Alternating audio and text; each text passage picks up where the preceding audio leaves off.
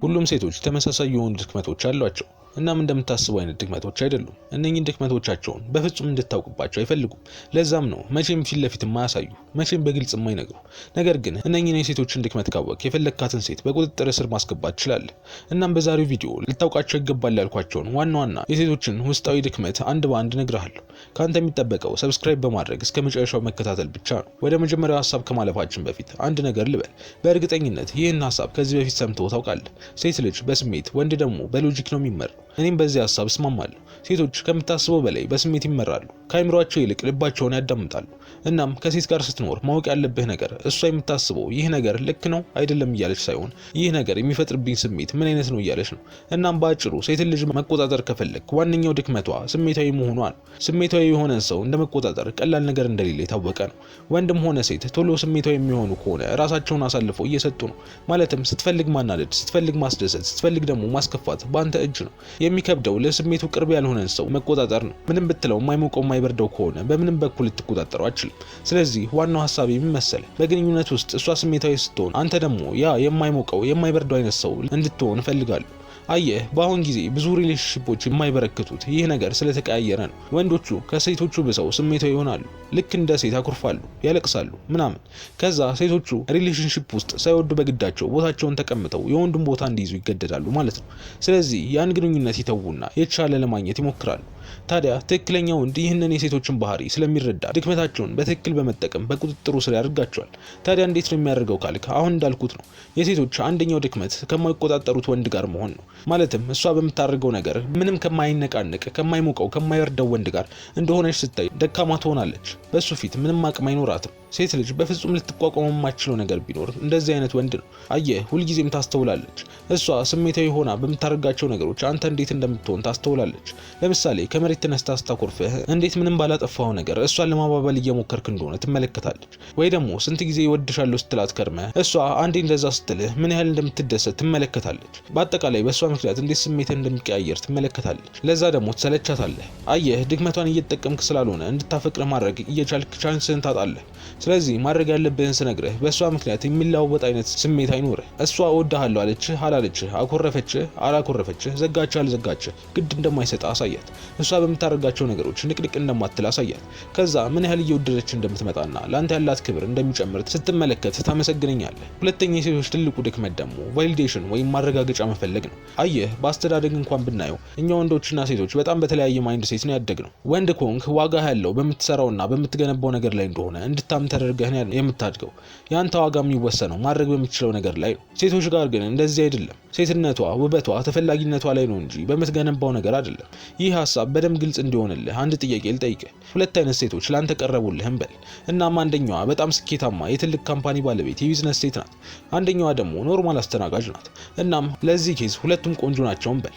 ታዲያ ከሁለቱም ምረጥ ብትባል በእርግጠኝነት ከሁለቱም የምትመርጠው ሰላም የምትሰጥህና ሴታ ሴት የሆነችውን ነው። ማለትም አንደኛዋ ትልቅ የቢዝነስ ሰው ስለሆነች ከአስተናጋጇ የበላይ አድርጋ አታያትም። ምክንያቱም የሴቶች ዋጋ የሚወሰነው በሚገነቡት ነገር ላይ ሳይሆን ባላቸው ተፈላጊነትና ሴታ ሴትነት ላይ ነው። አሁን ይህን ሐሳብ ይዘን ተፈላጊነት የሚለው ላይ እናተኩር። አየህ፣ ሁሉም ሴቶች በሚባል ደረጃ ይህ ጥልቅ የሆነ ፍርሃት ወይም ድክመት አለባቸው። በወንዶች ተፈላጊ እንደሆኑ ማረጋገጫ ይፈልጋሉ። አውቃለሁ አንዳንዴ ላይ መስልህ ይችላል። ምን ያህል ቆንጆ እንደሆነች ተመልክተህ እንከን የማይወጣላት መሆኗን ተመልክተህ አይቺማ ማረጋገጫ አትፈልግም ልትል ትችላለህ። ነገር ግን ነገሮች እንደዛ አይሰሩ። ሁሉም ሴት ተወዳጅ እንደሆነችና እንደምትፈለግ እንደምታምር ማረጋገጫ ትፈልጋለች። እናም ይህን ማረጋገጫ እንዴት መስጠት እንዳለብህ የምታውቅ ከሆነ እሷን በቁጥጥር ስር ማስገባት ትችላለህ። ስለዚህ ማድረግ ያለብህን ስነግርህ በመጀመሪያ ይህን ማረጋገጫ በቀላሉ አለመስጠት ነው። ያንተን ማረጋገጫ ለማግኘት እንድትራብ አድርጋት። በተገናኛችሁ በሶስተኛው ቀን በጣም ነው የምታምሪው አትበል። ብዙ ወንዶች የሚሸወዱ ፈገግ ስትልና ደስ ሲላት ያያሉ። ከዛ ሁሌ መደጋገም ይጀምራሉ። ግን ሁሌ እንደምትወዳትና እንደምታምር ተፈላጊ እንደሆነች የምትነግራት ከሆነ ከሌሎች ወንዶች ለይታ አታይም። ስለዚህ መጀመሪያ እንደዚህ ማድረግ የለብህም። ልክ ጥሩ ባህሪ ስታሳይህና ጊዜው ትክክለኛ ሲመስልህ ይህንን ማድረግ ትችላለህ። ከዛ ግን አትደጋግሙ። ለምሳሌ የርቀት ፍቅር ላይ ሆናችሁ አንድ ፎቶ ተነስታ ትልክልሃለች። ከዛም በጣም አምሮብሻል ወዘተ ትላታለህ። እናም አመሰግናለሁ ትላለች። ደስ ይላታል ወዘተ። ታዲያ አሁንም ደግማ በሌላ ጊዜ ሌላ ፎቶ ትልክልሃለች። አንተም በተደጋጋሚ ታምሪያለሽ፣ ቆንጆ ሆነሻል የምትላት ከሆነ በቁጥጥሯ ስር እንደገባህ አድርገህ ታያለች። አዎ ደስ እንዳላት ልታሳይ ትችላለች። ነገር ግን ከ99% ወንዶች ለይታ አታይም። ከዛ ይልቅ ግን በሁለተኛው ስትልክልህ አይተህ ላይክ ብቻ ብታደርገው ያኔ ውስጣዊ ፍርሃቷ ይነቃል። ያኔ ራሷን ትጠራጠራለች። እናም ምን ነው አልወደድከውም እንዴ አያምርም እንዴ ብላ መጠየቅ ጀምራለች። ከዛ አይ አሪፍ ነው ብለህ ወደ ሌላ ርዕስ ትገባለህ። በዚህ ጊዜ ያንተ ማረጋገጫ የእሷ ዋጋ መለኪያ ይሆናል።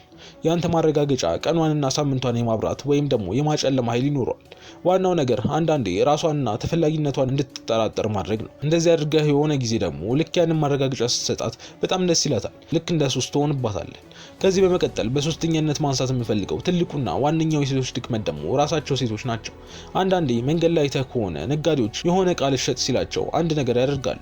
የቅርብ ሰዎችንና ጓደኞችን ይጠሩና ያንን ዕቃ እንዲረባረቡበት ያደርጋሉ። እናም ከሩቅ ላይ የማያላፊ ሰው ብዙ ሰው እየተረባረበበት ያለ ነገርማ አሪፍ ቢሆን ነው ይልና ሄዶ ይገዛል። አሁን ይህንን ሀሳብ ወደ ራሳችን ስናመጣው ሴቶች ከምታስበው በላይ በሌሎች ሴቶች ኢንፍሉዌንስ ይደረጋሉ።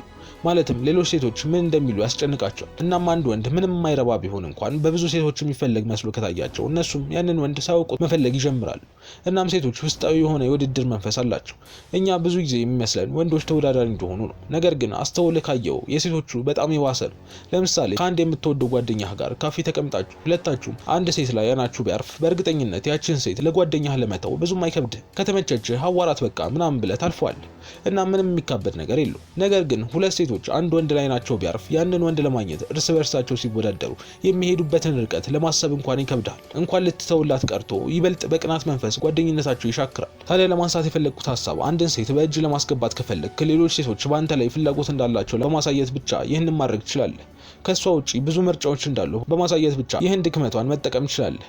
እዚህ ጋር ግን በጣም እንድትጠነቀቅ የምፈልገው ነገር ቢኖር ሌሎች ምርጫዎች እንዳሉ ወይም በሌሎች ሴቶች እንደምትፈለግ በቃላት እንዳትነግራት ነው። ከዚህ በፊት ምን እንዳጋጠመኝ ስነግርህ ከአንድ ሴት ጋር እያወራን ነበርና የበፊት ፍቅረኛዋ ምን ይላት እንደነበር ስትነግረኝ እኔ እኮ ከአንቺ የበለጡ ብዙ ሴቶችን ማግኘት እችላለሁ፣ እኔ እኮ ብዙ ምርጫ አለኝ ወዘተ ይላት ነበር።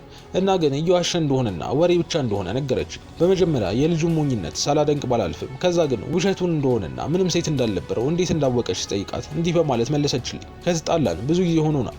ነገር ግን በየጊዜው እየመጣ ይቅርታ አድርጊልኝ ይለኛል። ትንሽ ጊዜ ጠፋና ተመልሶ ስልኪን ካለማቋረጥ ይደውላል እና የእውነት ሌሎች ሴቶች ቢፈልጉትና ቢኖሩት ኖሮ እንደዚህ የማይላቀቀኝ ይመስልሃል አለችኝ። እኔም በሀሳቧ ሙሉ ለሙሉ ነበር የተስማማሁት። አየህ የዚህ ቻናል ዓላማ እንደዚህ አይነት ሞኝ ወንድ እንዳትሆን ነው። ሴቶች ከምታስበው በላይ ብልህ ናቸው። እናም የምትነግራት ነገሮች በተግባር ከምታሳየው አክት የተለየ ከመሰላት ወዲያው ውሸትን ትመለከታለች። ብዙ ጊዜ ሴቶች በሚሰሙት ነገር ነው ስለሚባል ብዙ ወንዶች ፎከስ የሚያደርጉት ንግግራቸው ላይ ብቻ ነው። ነገር ግን ሴቶች ያን ያህል ጅል አይደሉም። በተለይ ጊዜ እየሄደ ሲመጣ የምትነግራቸው ነገሮች ከተግባር ጋር ማች የማያደርጉ ከሆነ ያው መጨረሻ እንደሚሆን ልታውቅ ይገባል። እናም በአጠቃላይ ዛሬ ነገርኩህ እነኚህን 3 የሴቶችን ድክመት ተጠቅመህ የፈለግካትን ሴት በእጅ ማስገባት ትችላለህ። ሌሎቹን ደግሞ በሌላ ጊዜ ስለምንመለከት ላይክ እና ሰብስክራይብ በማድረግ ይህንን ጠንካራ ቤተሰብ ተቀላቀል። እንዲሁም ከታች ባለው ሊንክ ቴሌግራም ቻናሌን ተቀላቀል። ሰላም ሁኑ።